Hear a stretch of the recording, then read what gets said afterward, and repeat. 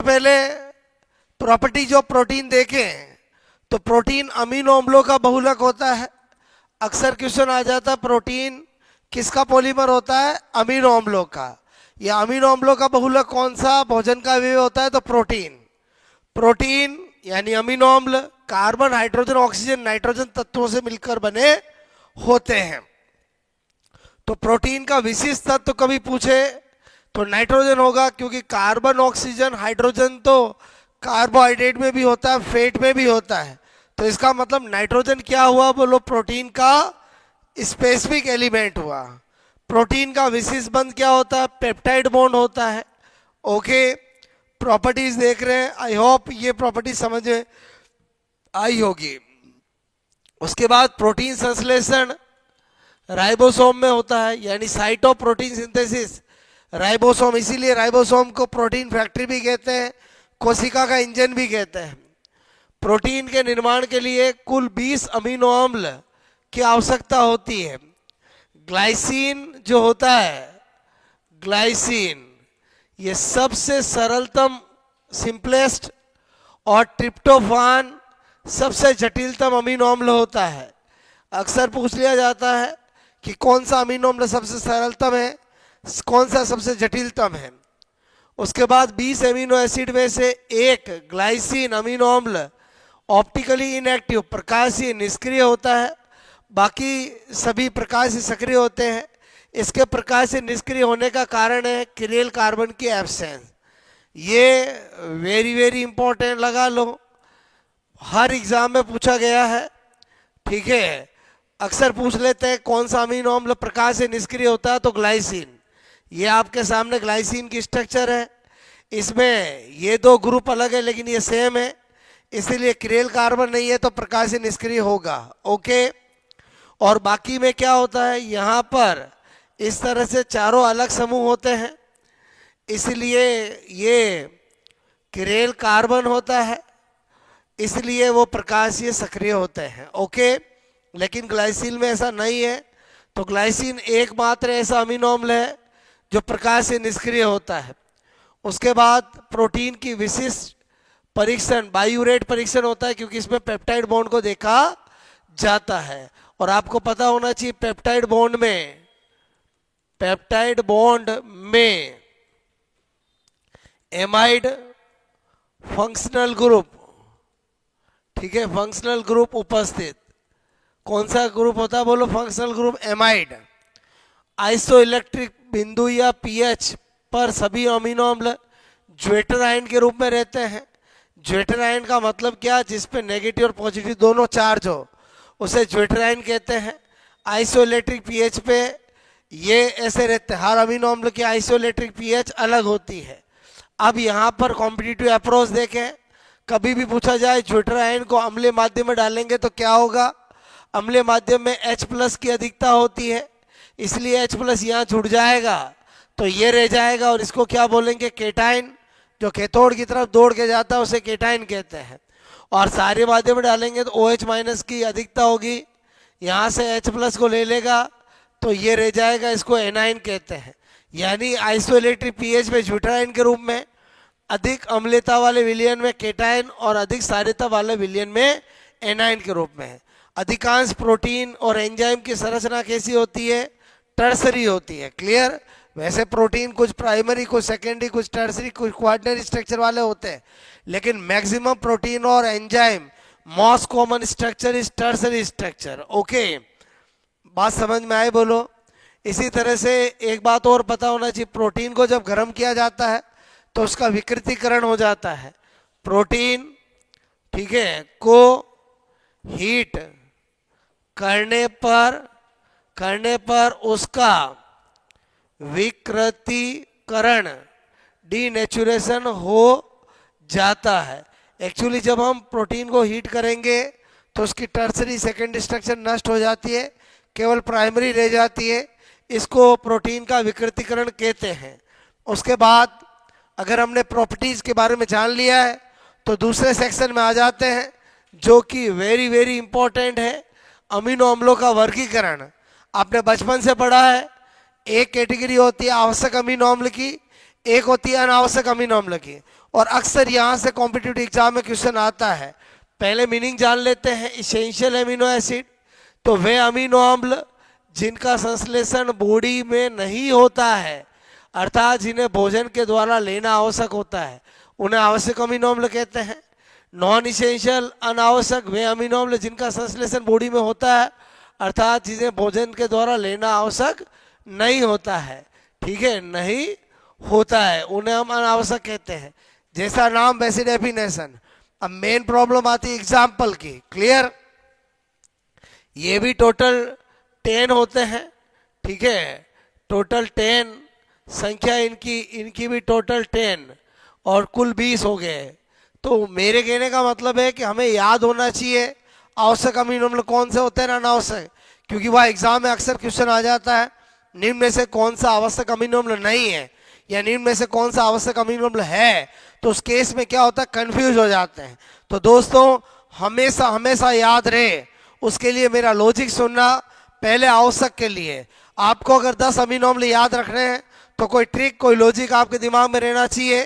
तो मैं आपको एक ट्रिक बता रहा हूँ। उस ट्रिक को बताने के लिए पहले एक कहानी के दो दोस्त होते हैं, एक राम और एक श्याम। दोनों की हॉबी सेम होती है। आपको पता है इस दुनिया में दोस्त वही बनते हैं जिनकी हॉबी सेम होती है। तो राम और श्याम की हॉबी सेम थी, उन्हें टीवी देखना बहुत पसंद था। होते इस दुनिया में कुछ लोग जिनको टीवी के सामने बिठा दें तो वो खाना पीना ही भूल जाते हैं। ऐसे ही राम और श्याम थे। लेकिन बड़े हुए उन्होंने डिसाइड किया कि यार अब तो लाइफ में कुछ बनना पड़ेगा वरना बहुत प्रॉब्लम हो जाएगी। तो वो डिसाइड करते हैं कि अब तो गवर्नमेंट जॉब लेनी है। डॉक्टर मेहता क्लासेज आ जाते हैं पढ़ने के लिए और वो प्रण लेते हैं कि जब तक सेलेक्ट नहीं हो जाएंगे तब तक हम टीवी नहीं देखेंगे। ओके, तो वो बहुत मेहनत करते हैं और लकीली दोनों का सिलेक्शन हो जाता है। दोनों अपनी पोस्टिंग बोलो पास पास लेते हैं और तब तक उनकी शादी नहीं हो रही होती है। तो सोचता अपन पार्टनर बन जाते हैं, एक साथ ही एक 2 रूम का बोलो एक फ्लैट ले लेते हैं और उसमें रहते हैं। पहली पहली सैलरी आती है, उनके मन में रहता है कि अब तो हमने गवर्नमेंट जॉब ले ली है, अब हमें हमारी वापस हॉबी को जीना चाहिए। एक काम करते हैं, पैसे इकट्ठे करके टीवी लेके आते हैं। क्लियर?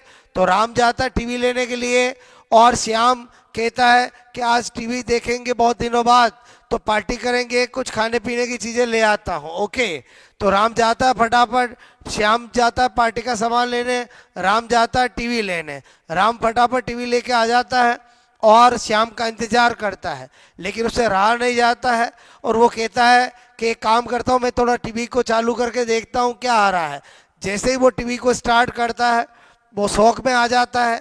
ओके, और चुपचाप एक तरफ बैठ जाता है। श्याम आता है और उसको कहता है कि आज तो खुशी का दिन है, तुम इतने उदास क्यों हो। तो राम उस श्याम को कहता है जो मैं यहाँ लिख रहा हूँ। क्लियर?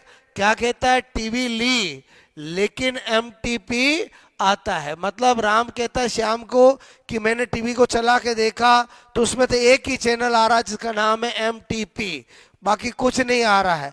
तो दोनों उदास हो जाते हैं। तो इसका मतलब हुआ टीवी ली लेकिन एमटीपी आता है। ये ट्रिक आपके आवश्यक की है।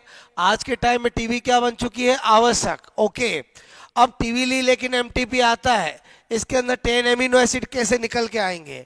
टी यानी थ्रियोनिन, वी यानी वैलिन, एल यानी ल्यूसिन, आई यानी आइसोल्यूसिन, एल यानी लाइसिन, एम यानी मिथियोनिन, टी यानी ट्रिप्टोफान, ओके, पी यानी फेनिलैलनिन, ए यानी आर्जिनिन और एच यानी हिस्टिडीन। इस तरह से ध्यान रख सकते हैं। अनावश्यक अमीनो अम्ल की बात करें तो यहाँ पर फिर एक ट्रिक लिख रहा हूँ, AAA CPST। AAA मैंने एग्जाम का नाम लिखा है और common pre science test. Okay, ये AAA कैसे लिखा आपको पता है? जब भी कोई वर्ड वाले नाम बोलो 2 या 2 से ज़्यादा बार आ जाता था हम उसको शॉर्ट कर देते हैं। जैसे आपने कभी मूवी के नाम बड़े होते हैं, कभी खुशी कभी गम, तो हम उसको K3G ऐसा शॉर्ट में कर देते हैं। जब वहाँ कर सकते हैं तो स्टडी में क्यों नहीं कर सकते हैं? तो हमने यही किया है।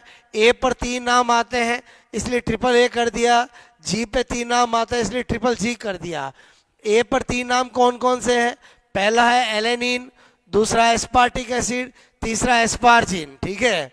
जी पर एक है ग्लाइसिन, एक है ग्लूटामिक एसिड, एक है glutamine. CPS3 common pre science test, cysteine, okay, proline, serine और टायरोसिन। यहाँ पर बड़ा इंपॉर्टेंट है, टी यानी ट्रिप्टोफान इधर भी आता है, टायरोसिन इधर आता है, कंफ्यूज नहीं होना है। यहाँ पर इन दोनों अमीनो अम्लों में अंडरस्टैंडिंग हुई कि सबसे सरल वाला एक तरफ चला जाता है, सबसे जटिल वाला एक तरफ। तो ग्लाइसिन इधर आता है, इसलिए ट्रिप्टोफान इधर आएगा। जब ट्रिप्टोफान इधर आएगा तो ये टायरोसिन होगा, ट्रिप्टोफान तो हो ही नहीं सकता। इस तरह से थोड़ा ध्यान रख सकते हैं। तो दोस्तों ये बड़ा इंपॉर्टेंट सेशन है, यहाँ से अक्सर एग्जाम में क्वेश्चन आते हैं।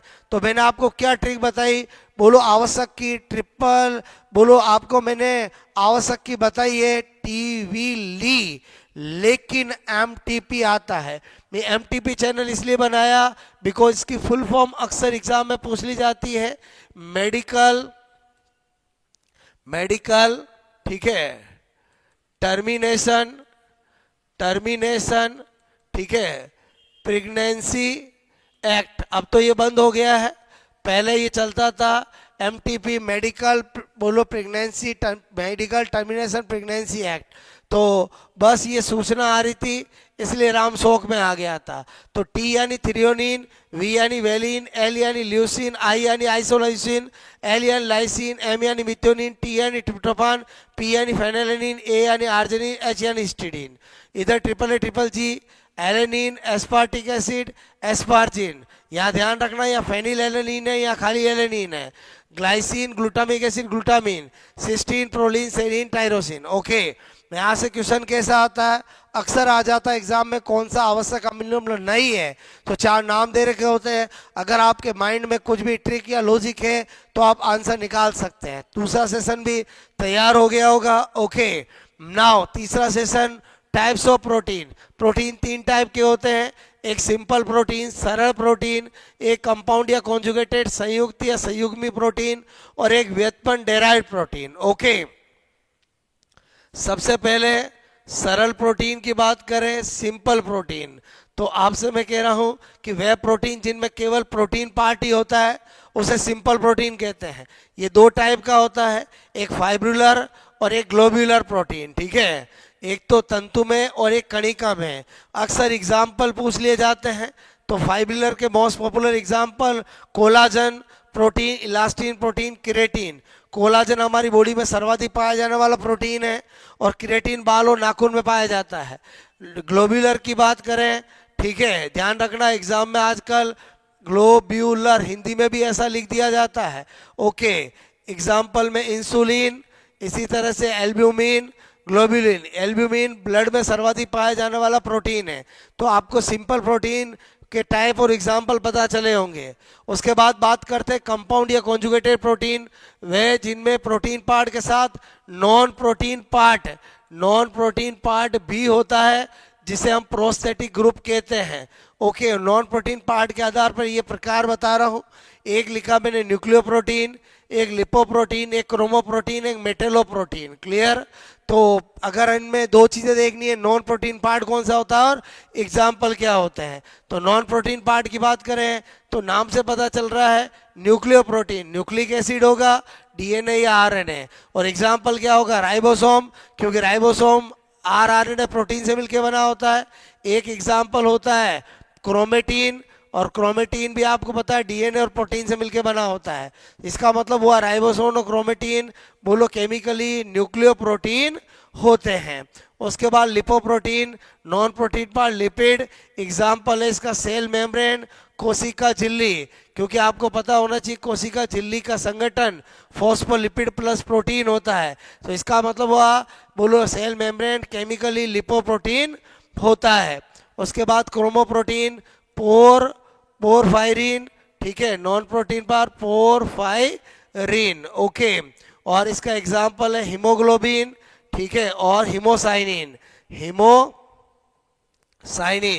ओके, तो ये दोनों क्रोमोप्रोटीन के एग्जाम्पल है। मेटलोप्रोटीन, नॉन प्रोटीन पार्ट धातु होता है जैसे मैंने यहाँ पर कुछ एंजाइम लिखे, कार्बोनिक एनहाइड्रेज एंजाइम जिसके साथ जिंक धातु पर संबंधित होती है, ये अक्सर पूछ लिया जाता है। काइनेज के साथ मैग्नीशियम, आर्जिनेज के साथ मैंगनीज, टायरोसिनेज के साथ कॉपर। तो दोस्तों ये मैंने आपको कंपाउंड या कॉन्जुगेटेड प्रोटीन बताया, आई होप समझ में आया होगा। उसके बाद बात करें डेराइव्ड प्रोटीन की, तो प्रोटीन के पाचन के वे जो इंटरमीडिएट मध्यवर्ती बनते हैं उन्हें डेराइव्ड प्रोटीन कहते हैं, जैसे पेप्टोन्स है, प्रोटियोजेज है। क्लियर? तो दोस्तों इस तरह से प्रोटीन, भोजन के अवयव में प्रोटीन आपको अच्छे से समझ में आया होगा, जिसमें एग्जाम में क्वेश्चन 3 सेक्शन में से किसी भी एक सेक्शन से आते हैं, या तो प्रॉपर्टीज में से, या अमीनो अम्लों के बहुलक में से, या प्रोटीन के प्रकार में से। मैंने आपको तीनों सेक्शन बहुत अच्छे से कंप्रेस फॉर्म में, शॉर्ट वे में समझा दिए। आई होप आपको समझ में आया होगा। ओके, कमेंट्स करके बताएं कैसा लगा लेक्चर, और इसी तरह से पढ़ते रहें, मस्त रहें। Best of luck.